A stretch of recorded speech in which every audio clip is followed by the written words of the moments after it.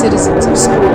The genocide will begin tomorrow. The July 5, 1967 Yabu groups have committed genocide. I repeat, Yabu groups have committed genocide.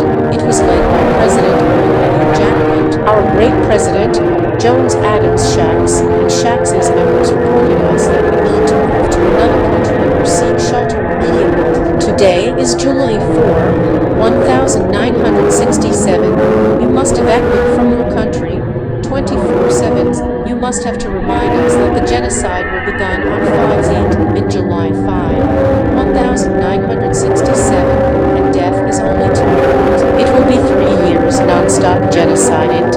We will be back updating the anomaly if the genocide ended. Good luck and stay safe, and remember, school is not yet closed. Long live the school republic.